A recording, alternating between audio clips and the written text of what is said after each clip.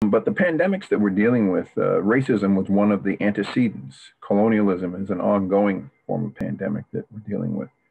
The other things that people have been speaking up about, things which we're well aware of, like the missing and murdered Indigenous women, Me Too, Black Lives Matter, within the context of that, the intersectional push around Say Her Name, the Land Back movement, all of the ways in which we see this unfolding around us, and the issues that are ongoing around housing, around work, around food security, all of these things are continuing to impact us and disproportionately in different communities, as we know, and particularly for racialized communities and indigenous communities, we're seeing these impacts.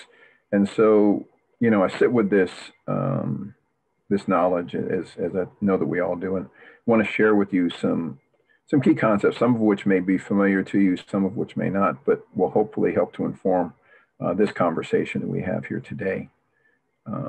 So this is not by any means all of the things, but it's some of it. And so I want to talk first about colonialism because it's where we need to start the conversation. And Art Manuel wrote an important book, which some of you may have read, called The Unsettling Canada, and refers to colonialism in this way: the innocent sounding doctrine of discovery, which was the tool, the legal fiction Europeans used to claim our lands for themselves.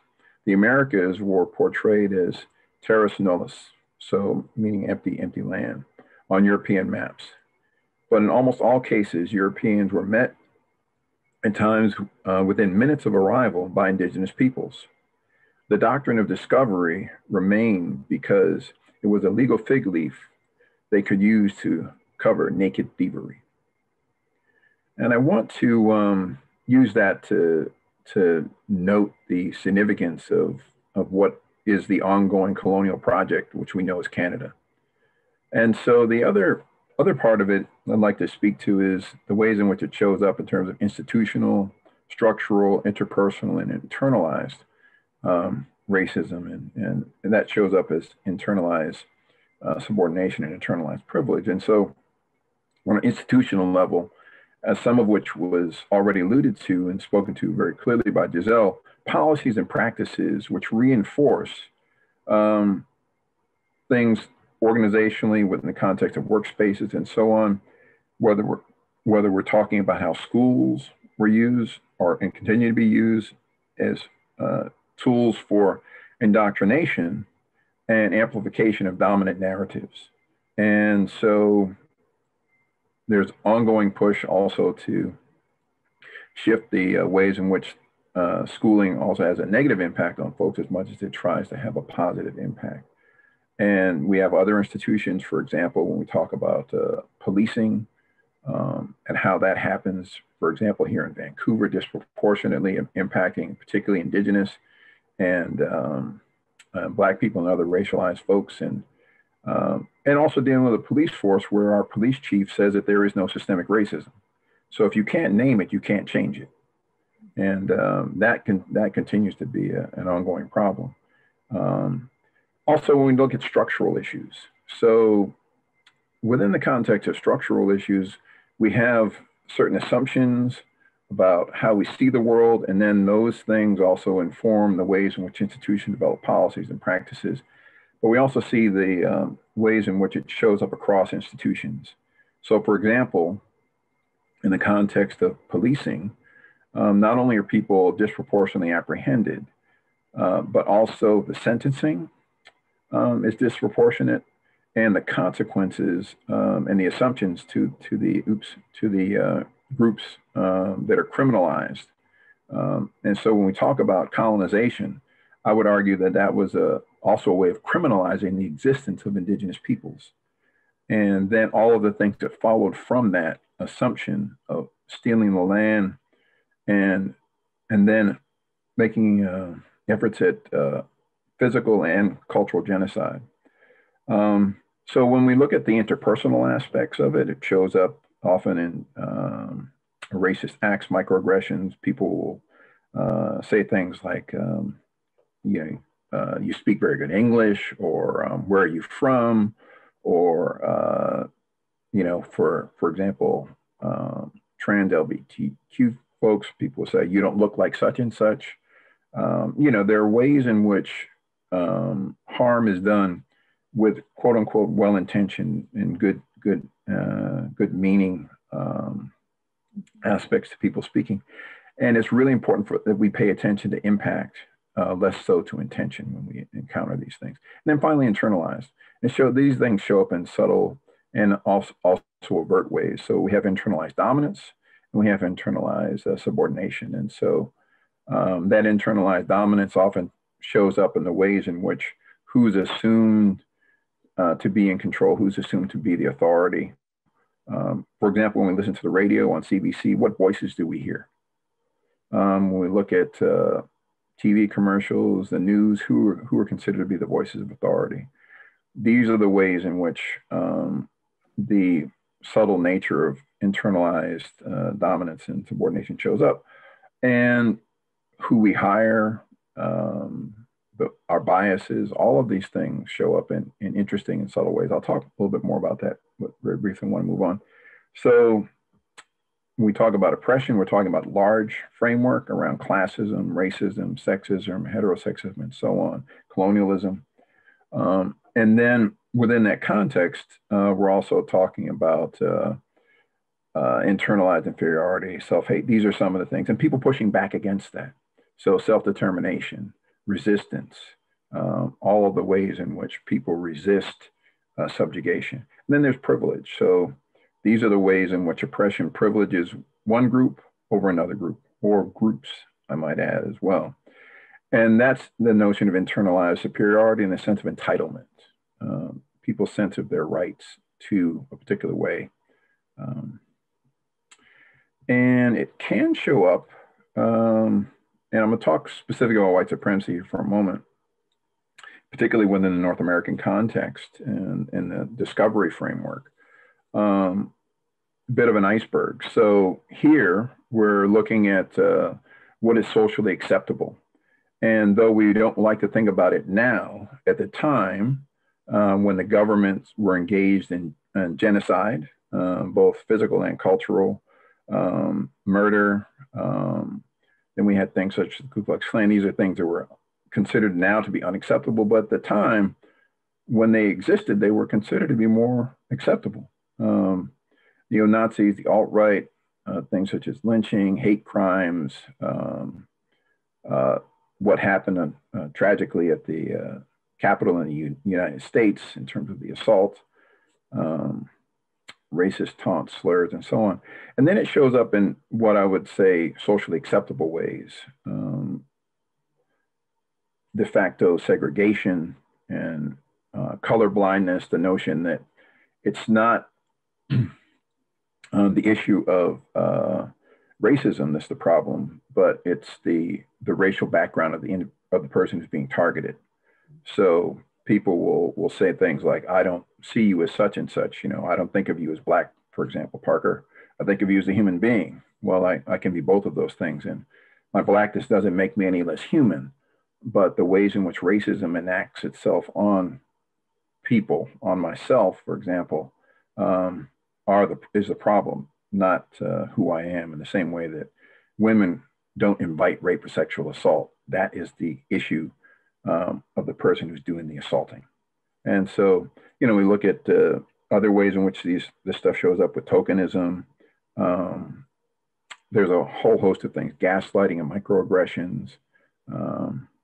So I'll move on here. So I mentioned before about structural racism. So some of the things such as when we talk about the Indian Act, these are the ways in which structural racism shows up. It moves from people's assumptions about groups of people and associations we make with them to creating policies and historical practices and things that then reinforce and reinscribe the racist practices. And shows up in employment in terms of who gets hired, who gets promoted, who gets retained, shows up in education, shows up in residential segregation. Our government is still dealing with the fact that we have boil water alerts. It's 2021. Voting rights, when we look at the scaffolding around voting rights in Canada, the history is a bit checkered, as was mentioned by Giselle, around who could vote and when, and who, for example, could even be in courtrooms. So the ways in which it shows up as a as an ideology. So white supremacy really is the ideology that white people, ideas, beliefs, thoughts, and so on, actions are superior to people of color, indigenous people, and that their ideas, thoughts, and beliefs and actions should be given primary value. So the whole construct around race is really a biological fiction. And it's one that's used to rank and order folks. And there's a whole history around this and a lot written about it, that race is something that, in this context, we're talking about in terms of European colonialism and expansion, and also around the slave trade and other ways in which it's shown up in imperialism.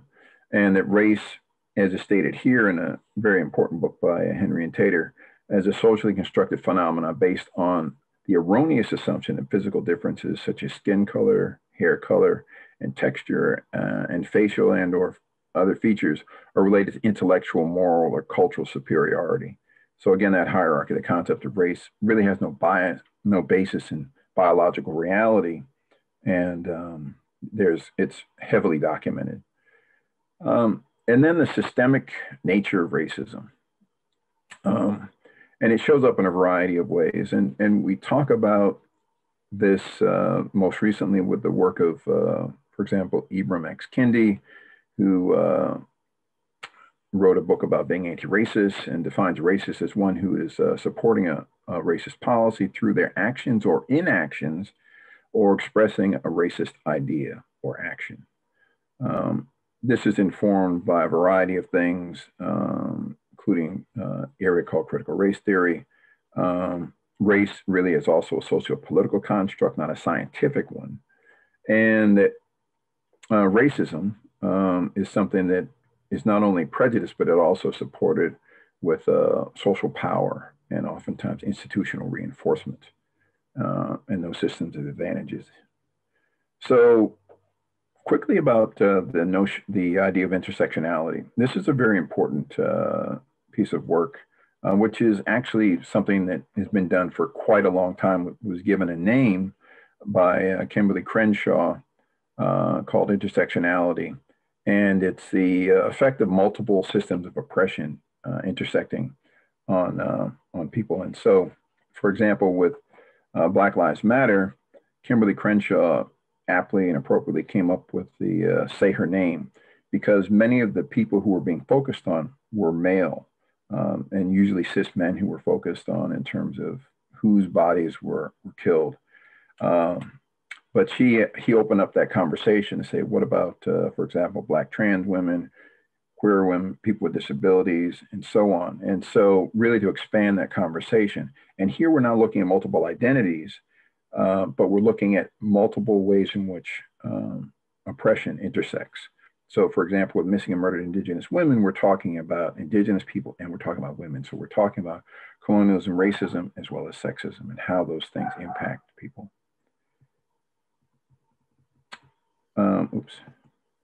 And some of the work around by Robin DiAngelo that people may have heard of, she talks about white fragility and how that can show up for folks.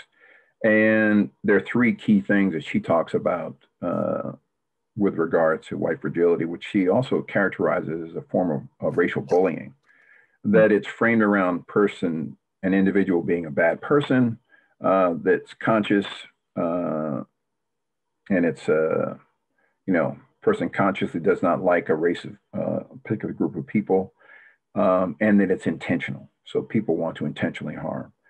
And if it's framed in that way, that we can't be unconscious, we can't be unintentional, and it has to be that there's a direct focus of racial animus or hostility, then it really narrows the ways in which racism shows up. And it really does make it more about the intention of the individual more so than the impacts. So anti-racism, and this is something that Ibram Kendi talks about, a form of thought and or practice that seeks to confront, eradicate, or ameliorate racism. Action, strategy for institutional and systemic change to address white supremacy, patriarchy, capitalism, colonialism, other interlocking systems of oppression, and actively engages in fighting white supremacy and systemic racism. Very important here. I mentioned before about the issue around intent and impact. A story that's shared here on the right in the visual is dropping a plate on the ground. Does it break? Yes. If you say sorry to it, does it reassemble itself? No. And so we need to deal with impacts and not just intentions, even though we didn't intend to break it. And finally, just want to speak about anti-racism here in the context of looking at a fixed mindset versus growth mindset.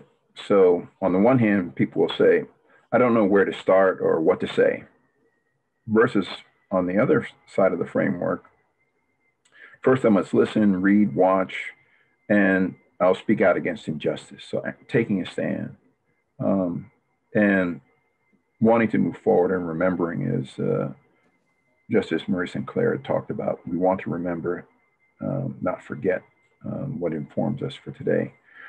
And I don't want to get it wrong. I don't want to get called out. So people are worried about cancel culture and that sort of thing. And I certainly do understand that. But I also think that we need to think not so much about cancel culture, but about accountability culture. And I will make mistakes, no doubt about it. And I will be grateful for the lesson and take responsibility for the harm.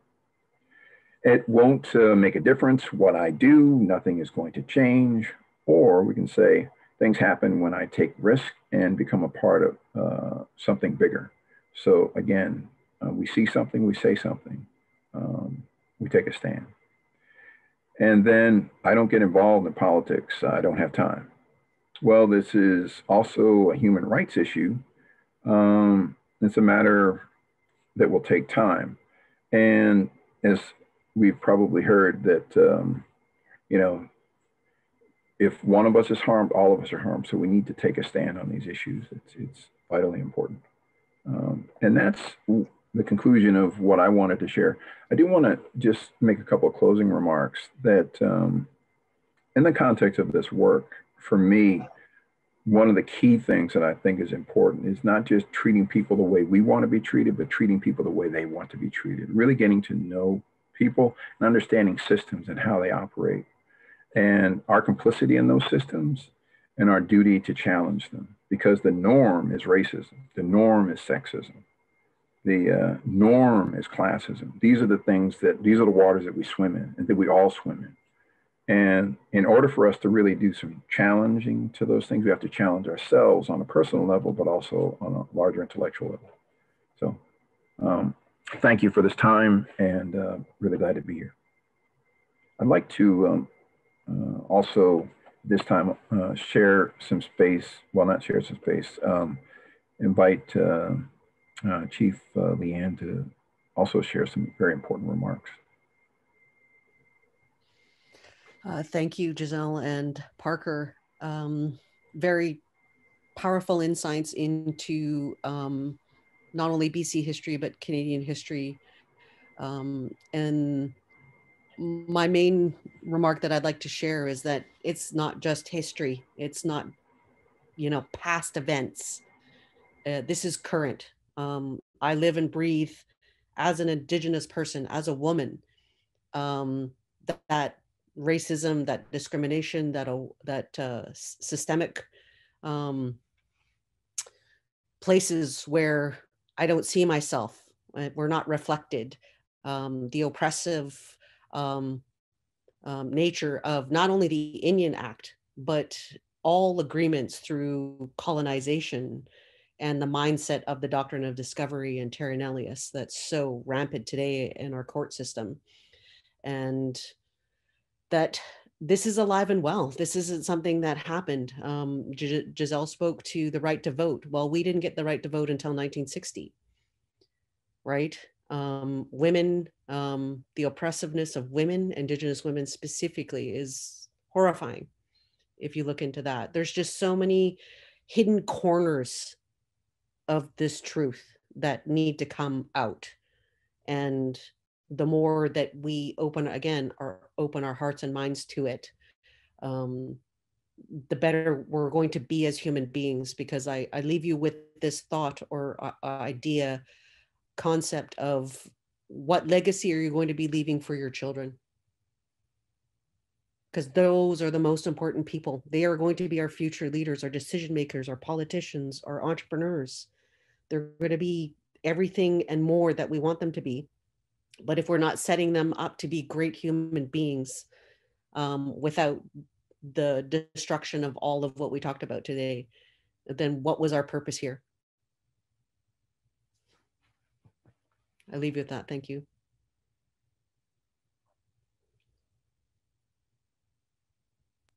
Thank you, Chief Leanne. Thank you very much for that. Yeah, it's, as you say, it's not gone. It's by no means gone. It's alive and well here. And it's interesting walking around North Vancouver looking to see myself represented, which is quite tricky at times. And one of my goals today was to speak the history that we've not been told, right? That's been hidden for so long. And, you know, I had a finite amount of time. So of course there were bits that I wasn't able to say, but it's all about researching for yourself. Take the time. The information is there. It's not like I went digging deep for this stuff. Like, it's right there. So educate yourselves, educate your children. You know, that's when we walk down the street, we need to know where we are and who have come before us and what we are leaving for those after us.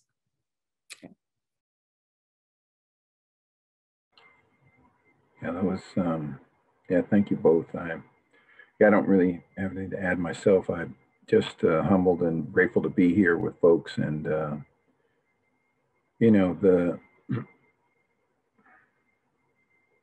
I guess the challenge, I have my own, my daughter's in the school system here over at Van Tech.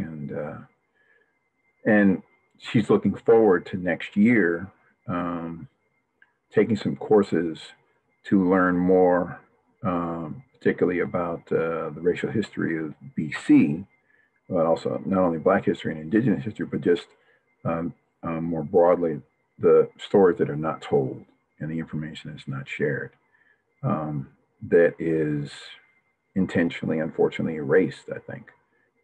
There's denial, there's erasure, there's forgetting, and that's something we can't do, as folks have said, because these are the things that inform us today and how we interact today. It's not as though yesterday is yesterday and we're just going to forget about it. And also there, you know, although we've been talking about much of the problems and these are the things we need to talk about, there is so much that's happening now that's changing and transforming the ways in which we're doing these things. So as people, quote unquote, want to return to normal, I want to move forward to better. You know, because we can do better. What was normal was far too inadequate for what we need. Otherwise, we wouldn't be in this situation. And so we need to continue to learn from these experiences and grow together and know that, you know, none of us is free until all of us are free. Awesome. Thank you.